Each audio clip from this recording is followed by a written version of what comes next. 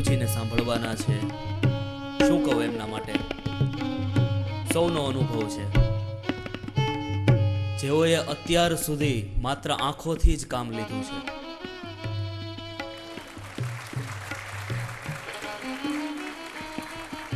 ભોજનાલયમાં કોલાહલ થતો હોય અને ગુરુજી ભોજનાલયમાં આવે અને માત્ર એમની આમ આંખ ફરે, 300 જણા બેઠા હોય, બીજી જ સેકન્ડે પીન પાડવાની છૂટ.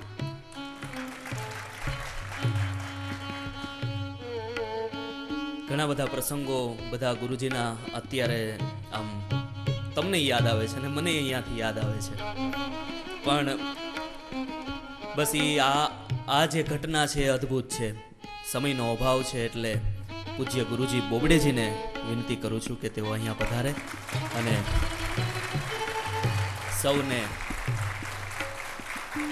આપણને સૌને તેઓ આશીર્વાદ આપશે.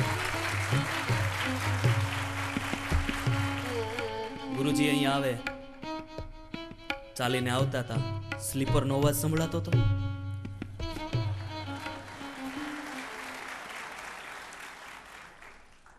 કૃષ્ણં વંદે જગદ્ગુરુમ સમચરણ સરોજમ સાંદ્ર નીલાંબુદાભમ જવન નિહિત પાનિમ મંડનમ મંડનાનામ તરુણ તુલસીમાલા કંદરમ કંજનેત્રમ સદય ધવલહાસમ વિઠ્ઠલમ चिंतयामि. सर्वप्रथम मैं एक स्पष्टता कर देना चाहता हूँ कि मैं वक्ता नहीं हूँ. हाँ, क्योंकि पढ़ाना और बोलना अलग बात है. मैंने क्लास में पढ़ाया होगा लेकिन बोलने में बहुत ही कम समय मुझे मिला है.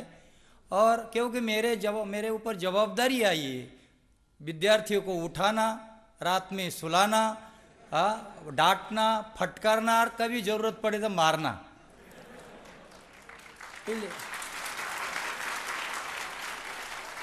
और आज मैं 29 वर्ष व्यतीत करने जा रहा हूँ. ऐसे 29 वर्ष के समय में मुझे भाईश्री के सामने बोलने का ये प्रथम अवसर मिल रहा है.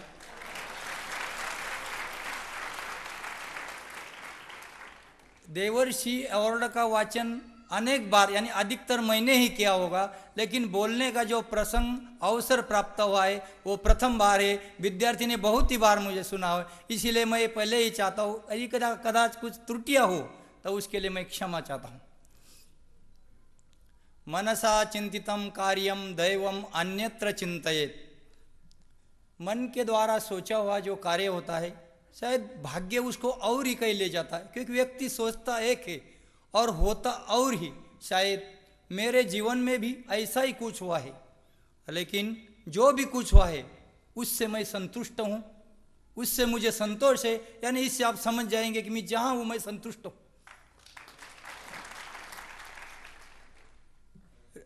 घर से अध्ययन करने हेतु ऋषिकेश निकला. ऋषिकेश से आगे जाने के बारे में सोच रहा था, लेकिन भाग्य ने कुछ मेरे बारे में और ही कुछ सोच रखा था कि आप जिस शांतिपूर्ण स्थल की खोज में ऋषिकेश से आगे जाना चाहते हो वो आपका शांतिपूर्ण स्थल ऋषिकेश नहीं, भारत के पश्चिम किनारे समुद्र तट पर आपकी प्रतीक्षा कर रहा है. और उस स्थल का नाम है श्री सांदीपनि विद्या निकेतन बाबड़ेश्वर संस्कृत महाविद्यालय. और यहाँ आने के बाद मुझे श्री हरि की कृपा, परम पूज्य भाई श्री का आशीर्वाद और इन बच्चों का जो अपार स्नेह मिला उसके लिए मैं बहुत कृतकृत्य हूँ. शायद हो सकता है बचपन में मुझे मेरे परिवार से मैं जिस प्यार से वंचित रहा शायद वो प्यार मुझे या सांदीपनि ने दिया हो. और ये स्थल सांदीपनि विद्या निकेतन मुझे अनायास से नहीं मिला है. इसके लिए मुझे 12 वर्ष तपस्या यानी अध्ययन रूपी तपस्या करनी पड़ी. यानी तपस्या मैं इसलिए कर रहा हूँ कि सभी भारत में सभी जगह सांदीपनि विद्या निकेतन नहीं है. वहाँ विद्या अध्ययन करने के लिए किस प्रकार की कठिनाइयाँ उठानी पड़ती, किस प्रकार के संघर्ष करना पड़ता है, ये शायद मैं इसीलिए यहाँ विषयांतर हो सकता है कि विषय के अनुरूप कोई माने या ना माने, लेकिन मैं या शायद उचित समझ रहा हूँ कि यहाँ बताना चाहिए क्योंकि विद्यार्थी को समझ में आना चाहिए कि तुम शांतिपनी में विद्या निकेतन रह करके खाली बेल पड़ी यानी भोजन की थाली तैयार, लेकिन यहाँ विद्या प्राप्त करने के लिए कितने संघर्ष करने पड़ते वो मैं हूँ कि यहाँ ऋषिकेश में जो विद्यार्थी अध्ययन करते हैं उन लोगों को प्राप्त है, उन लोगों को उसका अनुभव है। अर्थात अध्ययन प्राप्त, जैसे मैं संक्षेप में कहना चाहूँगा, जैसे अध्ययन करने के लिए ऋषिकेश गया तो वहाँ एक ऋषिकेश में कोई पहले ऐसी परंपरा नहीं थी कि तात्कालिक विद्यार्थियों को वहाँ एडमिशन मिला।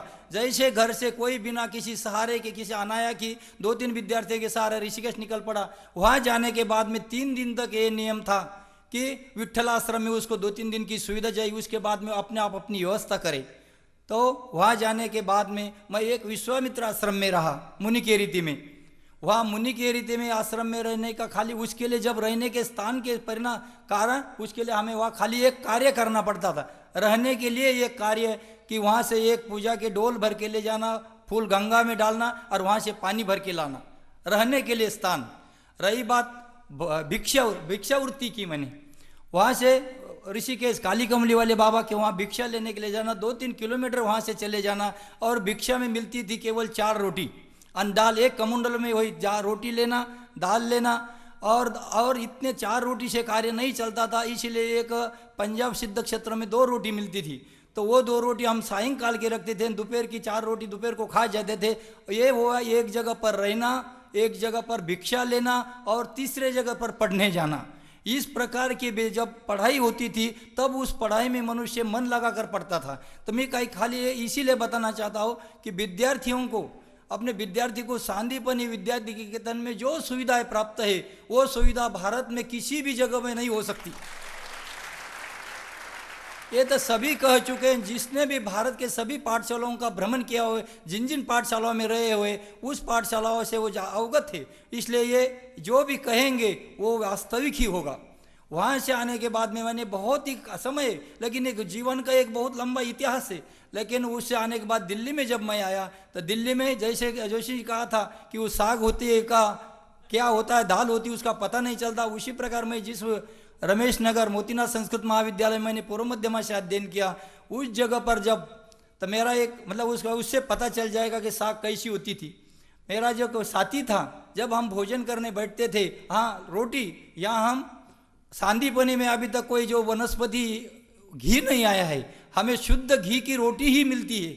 अब वहाँ जो रोटी मिलती थी, हम उसको रोटी खाने के लिए जब बैठे तो उसे लोट ऐसा वो जो होता है आटा, उसको झाड़ना पड़ता था, उसके बाद उस रोटी को खाते थे। और जब साग सब्जी बास में आती थी तो मेरे पास का जो मेरा दोस्त था विद्याधर पाठक, वो मस्ती में कहता था, देखिए अब मैं क्या करता हूँ, अब एक टुकड़ा लेता हूँ और टुकड़े से एक डुबकी लगा करके इसके वाटकी में डुबकी लगाकर नीचे से निकाल के देखता हूँ कि बटेटा का खटका आता है कि नहीं है। इससे आप अनुमान कर सकते हैं कि उसमें, और निकालने के बाद में वो रोटी का टुकड़ा वैसा ही वैसा ही आता था। तो इस प्रकार अध्ययन किया है, अध्ययन करते। इसीलिए खाली एक ही प्रसंग है, ऐसे अनेक प्रसंग। तुम जिस सुविधा से परिपूर्ण होकर के राजकुमार बार बार कहा जा रहा है, तुम ऋषि कुमार नहीं हो, ऋषि कुमार का आचरण हो सकता है, लेकिन तुम जिस सुविधा से ये हो, ये है राजकुमारों जैसे वर्तन। इस बिल्डिंग जो है, जिस हॉस्टल बिल्डिंग, छात्रालय की जो बिल्डिंग, उस बिल्डिंग ऐसी बिल्डिंग है, उस बिल्डिंग में मैंने बहुत ही बार में अच्छे से अच्छे व्यक्ति अंदर जाने के बाद में बाहर निकलने के लिए अपनी चप्पल खोजते हैं, उनको पता ही नहीं चलता है इसका दरवाजा बाहर कहाँ है ना। इस बिल्डिंग में ऐसे बिल्डिंग तुम अध्ययन कर रहे, तो ये जो है ये स्थल, तो इस स्थल को मैंने इस स्थल को क्यों पसंद किया है। कोई ये भी कह सकता है सांदीपनी विद्या निकेतन की आप इतनी प्रशंसा क्यों कर रही, इसमें ऐसी क्या विशेषता है कि जब आप सांदीपनी विद्या निकेतन के बारे में इतना कह रहे हो, वहाँ आने के बाद आपने इतना हर्ष हो रहा है, अपने जीवन का इसको जीवों को सफल मान रहे हैं, उसका कारण यही स्वाभाविक है। प्रश्न किसी के मन में भी उठ सकता है, और इस प्रश्न का उत्तर है महाराष्ट्र के एक संत हुए, शायद जो भी धार्मिक ग्रंथों का अध्ययन करते होंगे, भाई श्री तो शायद परिचित है ही। महाराष्ट्र के संत शिरोमणि श्री तुकाराम महाराज जी, उनके जो अभंग है, उस अभंगों में उन्होंने कहा है, आपुलिया हिता आशे जो जागता, धन्य माता पिता तयाचिया, कोळी कन्या पुत्र होती जे सात्विक, तयाचा हरिक वाटे देवा, गीता भागवत करीती श्रवण, अखंड चिंतन विठोबाचे, तुका म्हणे मज घडो त्यांची सेवा, परी माझ्या दैवा पार नाही। अर्थात जो अपने हित के लिए जो सतत जागरूक रहते हैं, जागने का अर्थ हम जो जागते हैं, हम तो सतत जागते हुए भी सोते रहते हैं, ये जागना नहीं है। अपने हित के लिए जो सतत जागता है, नहीं तो या निशा सर्वभूतानाम तस्याम जागृति संयमी यश्यम जागृति भूतानाम सा पश्यतो मुने, यानी सतत अपने हित के लिए जो जागता है उसका धन्य माता पिता तायाचिया, उस व्यक्ति के माता पिता धन्य हैं। और कुली कन्या ऐसे व्यक्ति के कुल में जो पुत्र उत्पन्न होते उनका कुल धन्य है। और तीसरे पंक्ति में कहा है गीता भागवत करीति श्रवण अखंड चिंतन विठोबाचे, गीता भागवत का आदि का जो श्रवण है और जो सदैव विठ्ठल यानी पांडुरंग यानी भगवान कृष्ण का जो सतत चिंतन करते, ऐसे व्यक्ति की मत सेवा यदि मुझे सेवा करने का अवसर प्राप्त होता है तो मैं समझूंगा मैं शायद सबसे बड़ा भाग्यशाली हूँ। ऐसे हम अब जब ये शब्द इसमें आए हुए गीता भागवत करीति श्रवण, यहाँ तो सांदीपनी विद्या निकेतन में नियमित रूप से गीता भागवत वेद पाठ रामायण आदि का नित्य श्रवण हो रहा है, तब आप अपने आप को मान सकते हैं कि आप लोग कितने भाग्यशाली हो। ऐसे भाग्यशाली स्थान पर आप ऋषि कुमार अध्ययन कर चुके हो, कर रहे हो और करते रहेंगे। इसलिए आप ऋषि को इन यसारपी परिवार या ऋषि कुमारों के द्वारा एक स्वरूप में इसका परिवार का स्वरूप प्राप्त किया है, और वो स्वरूप है यसारपी सांदीपनी ऋषिकुल परिवार अर्थात यसारपी परिवार। लेकिन ये सांदीपनी ऋषिकुल परिवार खाली बनने से कार्य नहीं हो, इसके ऊपर एक बहुत बड़ा उत्तरदायित्व आता है। उत्तरदायित्व ये है कि हम सांदीपनी विद्या निकेतन से जो भी विद्या संस्कृति और हमने जो भी कुछ प्राप्त किया है उसको हमें समाज में जाकर वितरित करना है। हमने यहाँ से जो प्राप्त किया वो केवल हमारे पास में नहीं रखना है, बाहर जाके हमें सांदीपनी के नाम को रोशन करना है, तभी हम सभी ऋणों से मुक्त हो सकते हैं। भाई श्री ने उस दिन इंग्लिश मीडियम के विद्यार्थी के साथ मिलते समय उनसे प्रश्न किया था कि माता कितनी होती है, उन्होंने माता कौन, तो उन्होंने सब माता बताई थी, जन्मदाता जनेता वगैरह। लेकिन भाई श्री का एक माता ये भी होती है कि जो माता होती है मातृ संस्था, यानी हम मातृ संस्था जो हम सभी ऋणों से मुक्त हो सकते हैं, लेकिन मातृ संस्था से कभी ऋण नहीं हो सकते। लेकिन यदि ऐसा नहीं है कि कोई भी समस्या उस समस्या का समाधान होता ही, यदि मातृ ऋण से हमें मुक्त होना है, इसके लिए एक बहुत ही सरल उपाय है। हमने आज तक जो भी अध्ययन किया है, जो भी सांदीपनी से प्राप्त किया है, जो भी भाई श्री के संकल्प है, भाई श्री जिन स्वप्नों को साकार करना चाहते उस स्वप्न में हम क्या करें, बाहर दूर दूर न केवल भारत अपितु मैं ये चाहता हूँ कि न केवल गुजरात भारत अपितु संपूर्ण विश्व में जाकर के हम स्वप्नों को साकार बनाने में श्री कृष्ण सुदामा एवं विवेकानंद का स्वरूप प्राप्त करे और भाई श्री के स्वप्नों को साकार करे।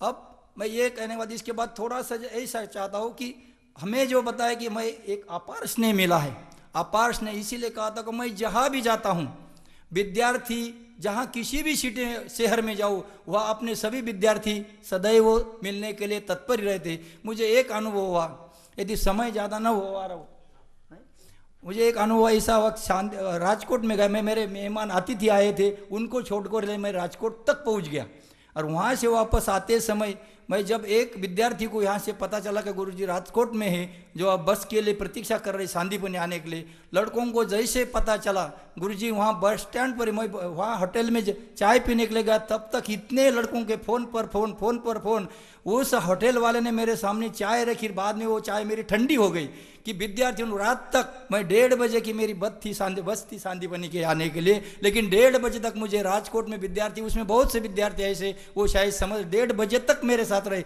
और वहाँ जो भी माहौल रहा, जब मैं हूँ या कोई भी गुरुजन हो, कोई भी मिलते हो और वह सांदीपनी विद्यार्थी हो, तो वो समझ लेना चाहिए कि वहाँ कैसा माहौल होगा। केवल सांदीपनी बाबड़ेश्वर की ही चर्चा होती है और उसके अलावा और कुछ नहीं होता है।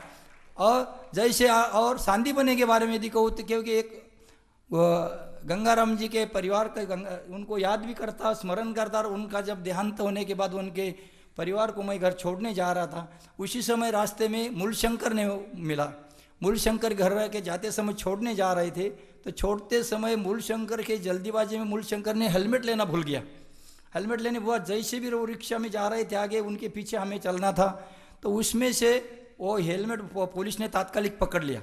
वो रास्ता क्रॉस कर गया जल्दीबाजी में, तुरंत बुला लिया, तरह दंड भरने के लिए कहा। दंड भरने के लिए जैसे इसने पैसा निकाला, पैसे पर्स में से देखा, विद्यार्थी का नाम मूलशंकर मेहता। तुरंत वो ट्रैफिक पुलिस वाले ने कहा, क्या हो? मेहता हो? कहा ब्राह्मण हो? कहा। तो तुरंत पूछताछ की, कहाँ क्या करते हो? उसने संपूर्ण परिचय दे। हमने परिचय कहा, हम सांदीपनी विद्या निकेतन में पढ़ते हो, जाओ। तुरंत दूसरी बार ऐसी भूल नहीं करना। और ये कुछ विशेषता ऐसी है छात्रालय विद्यार्थियों के, जब विद्यार्थी ऋषिकुल परिवार आया हुआ है तो विद्यार्थियों के जब रहना है हॉस्टल में, कुछ जवाबदारियाँ ऐसी होती, उस जवाबदारी को विद्यार्थियों के लिए बताना चाहिए कि सब तो उससे परिचित ही होंगे, लेकिन जैसी विद्यार्थी जानते ही कि ये छात्रालय की जवाबदारी 24 घंटे की होती है, इसलिए विद्यार्थी मेरे से आगे रहते हैं कि गुरुजी क्या करते, हम गुरुजी के ऊपर ध्यान रखें। जुने हॉस्टल की बात है, जब विद्यार्थी एक रूम में, क्योंकि हॉस्टल वहाँ बहुत अलग अलग थे, और मेरा ये था कि विद्यार्थी पठन पाठन कर रहे हैं कि नहीं कर रहे, तो उनके लिए मैं चक्कर काटता ही रहता। जैसे जा रहा था शास्त्र, उस समय के वो विद्यार्थी, आपने समझ जाए, मैं किसी का नाम नहीं लेता हूँ, जैसे वो रूम में थे, बैठे थे, नौ काकरी खेल रहे थे, नौ काकरी शायद कहते हैं यहाँ, वो खेल रहे थे। अब मैं जैसे रूम से गया ना, ऐसा अचानक जाता था कि सीधा रूम में प्रकट हो गया रूम। अब वो चारों खेल रहे थे, अब उस वाले का ध्यान मेरे तरफ आ गया, लेकिन इधर जिसके पीछे जाके मैं खड़ा हो गया उसको पता नहीं, सामने वाला हक्का बक्का रह गया। इधर वो वाला इसको कहा, इधर वाला चल चल, क्यों रुका है, चल। अब वो पीछे वाले क्या बोलेगा? ये तो विद्यार्थियों की कुछ शरारत है जिससे विद्यार्थियों को आनंद भी आ जाए, और जिस बारे में आज जो विद्यार्थी, और इसका अर्थ ये नहीं कि विद्यार्थी शरद, वो विद्यार्थी हमारे आजकल लास्ट अंतिम उच्च याना कॉलेजों में इसमें भी पढ़ा रहे। एक सूर्य नमस्कार की बात है, इसके बारे में लड़कों ने भी शायद चर्चा की होगी, जुने हॉस्टल की बात है। लड़के सूर्य नमस्कार में जाना नहीं चाहते थे अधिकतर, तो सूर्य नमस्कार में बाहर निकल के, अधिकतर तो संख्या कम थी, इसलिए लड़कों पर ध्यान रहता था कि ये लड़का कहाँ। मैं संध्या भी ये करता था, लड़कों को नंबर देता था, जो लड़का उस नंबर पर नहीं है तो पता चलता कि ये लड़का कहाँ गए। तो उसमें सूर्य नमस्कार में वो लड़के नहीं रहते थे, तो कुछ लड़के ऐसे जाते थे कि रूम में रहते थे, रूम तो वहाँ कम ही थे, और वो ये ध्यान रखते थे कि गुरुजी जब आए तो हमें पता चल जाए। तो वो पता कैसा चले, वो क्या करते थे, इस साइड में दरवाजे जिस साइड, उस साइड में बैठते थे, और उस सामने एक दर्पण रखते थे। जैसे में उस जैसे दरवाजे के सामने जो, तो उस इसमें पता चल जाएगा गुरुजी आ रहे हैं, तो ले जाए से, तो इसके मुझे पता चल कि लड़के मेरे से कैसे पकड़े नहीं जाते, इसीलिए मैंने क्या कहा, उससे मैं सीधा गेट से बाहर होकर के, और वो जहाँ शीशा था वो मैं खिड़की से बाहर से देखा कि ये लड़के क्या करते हैं।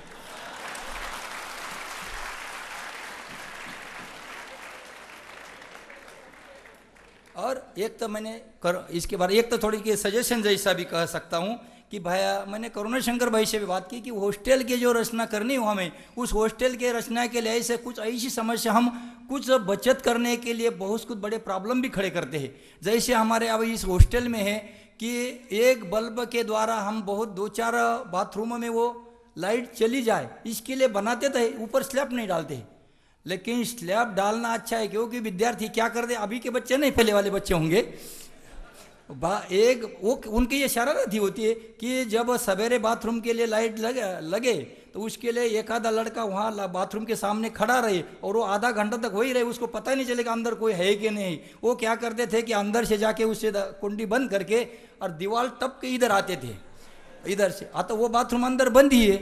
अब दूसरा लड़का आधा घंटा तक वहाँ खड़ा रहेगा, ये अंदर से क्यों नहीं निकल रहा है।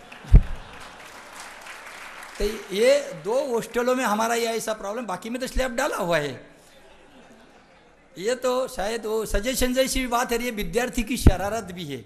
और एक बहुत ही बड़ा प्रकरण है, बट अच्छा ये तो विद्यार्थी रात में क्या नहीं कर सकता, लेकिन जिस बटाटा प्रकरण की मैं बात कर रहा हूँ, ये विद्यार्थी अब गोल्ड मेडलिस्ट है, जो उसने यानी रात के समय बच्चों के भाव सरल होते, बच्चों को हमें उनको इस दृष्टि से नहीं देखना चाहिए, बच्चे तो बच्चे ही होते हैं और उनके मतलब उद्देश्य जो होते हैं वो खले खाने पीने तक ही सीमित होते हैं, उनका आगे जाकर के कुछ संस्था को नुकसान पहुंचना ऐसा नहीं होता है। शायद वो उसने क्या किया कि बाहर से एक विद्यार्थी अप डाउन करता था, उसके पास हम लोग बटेटा दे दे और उससे वो दमालू वगैरह कुछ जो भी बनता होगा गुजरात में वो बना के लाने के लिए कह देंगे। तो इसलिए रात को 2-3 बजे तक उठे और उन लोगों ने भोजनालय का पीछे रहता था बाथरूम, तो वहाँ से ये खाँचे की जो दरवाजे छः रहते थे वो खुले रहते थे, वो रात को निकल के खाँचा में से भोजनालय से बाहर जाके वहाँ से वो तार कंपाउंड जो गज है उस गज से अंदर आके बटाटा निकल फिर वापस गए और वो 3 विद्यार्थी वहाँ अंदर आए। उसी समय मेरा एक सिद्धांत था, अभी तो थोड़ा सा शिथिलता भी आ रही है जैसे जैसे पर मैं ये देखता था विद्यार्थी यदि कहीं बाहर न हो, मैं बारी में से 2-2:30 बजे बारी में से देखता था कोई हॉस्टल के अंदर कोई घूम तो नहीं रहा ना। तो जैसा ही मैंने देखा जाली में से खिड़की में से, तब मुझे पता लगा कि एक लड़का कैसे पैंट बुशर्ट पर इसके जा रहा है। तो मैंने तब तक धीरे रहा, उसके पीछे एक आ रहा है। जैसे ही वहाँ तीनों बच्चे जैसे ही ये 3 में अंदर चले गए, तुरंत मैंने जरा दरवाज़ा खोला और उनके पीछे पीछे चला। वो अपने रूम में गए, वो मैं दरवाजे से साइड में जाके कांच में खड़ा हो गया। खड़ा होके कि वो क्या करते हैं देखो।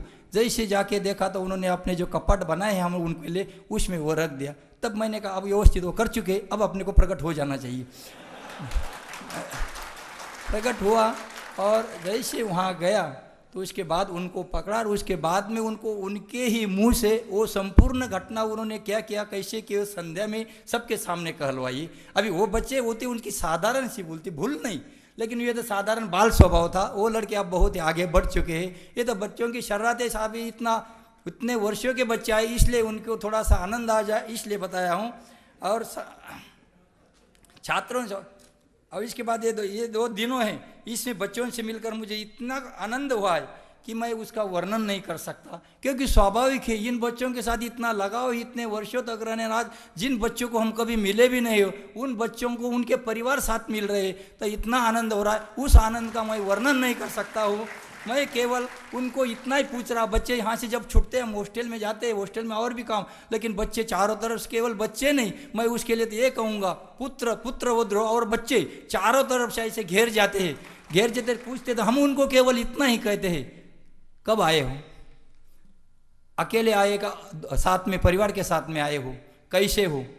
उसका जवाब आएगा मजे में हो, बस स्नान करो और भोजन में जाओ, भोजन ले लो, बस इस प्रकार है। और बहुत से अनुभव बाकी मैं विद्यार्थी को है तो कहीं हो सकता है। एक शांति परिवार के जो बच्चे वो सदैव हमारा जो उत्तरदायित्व उस उत्तरदायित्व को लेकर के आगे बढ़ते रहे। हम शांतिपनी परिवार से केवल यही अपेक्षा करते हैं, यही अपेक्षा करते हैं। जय श्री कृष्ण।